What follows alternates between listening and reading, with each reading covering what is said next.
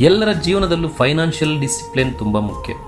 ಹಣ ಸಂಪಾದಿಸುವುದು ಎಷ್ಟು ಮುಖ್ಯವೋ ಹಾಗೆ ಹಣವನ್ನು ಸರಿಯಾಗಿ ಬಳಸುವುದು ಮತ್ತು ನಿಯಂತ್ರಿಸುವುದು ಅದಕ್ಕಿಂತ ಹೆಚ್ಚು ಮುಖ್ಯ.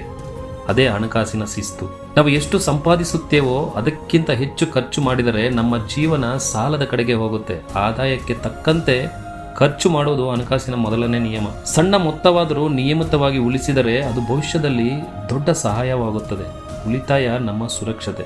ಉಳಿತಾಯ ಮಾಡಿದ ಹಣವನ್ನು ಸರಿಯಾದ ಸ್ಥಳದಲ್ಲಿ ಹೂಡಿಕೆ ಮಾಡಿದರೆ ನಮ್ಮ ಹಣವೇ ನಮಗಾಗಿ ಕೆಲಸ ಮಾಡುತ್ತದೆ. ಅವಶ್ಯಕತೆ ಇಲ್ಲದೆ ಸಾಲ ತೆಗೆದುಕೊಳ್ಳುವುದು ನಮ್ಮ ಆರ್ಥಿಕ ಸ್ವಾತಂತ್ರ್ಯವನ್ನು ಕಡಿಮೆ ಮಾಡುತ್ತದೆ ಮತ್ತು ನೆಮ್ಮದಿಯನ್ನು ಹಾಳು ಮಾಡುತ್ತದೆ. ತುರ್ತು ಪರಿಸ್ಥಿತಿ ಯಾವಾಗ ಬರುತ್ತದೋ ಗೊತ್ತಿಲ್ಲ. ಆದ್ದರಿಂದ ಎಮರ್ಜೆನ್ಸಿ ಫಂಡ್ ಮತ್ತು ಫೈನಾನ್ಷಿಯಲ್ ಪ್ಲಾನಿಂಗ್ ತುಂಬ ಮುಖ್ಯ. ಹಣಕಾಸಿನ ಶಿಸ್ತು ಎಂದರೆ ಹೆಚ್ಚು ಹಣ ಸಂಪಾದಿಸುವುದಲ್ಲ, ಇರುವ ಹಣವನ್ನು ಜಾಣ್ಮೆಯಿಂದ ನಿರ್ವಹಿಸುವುದು.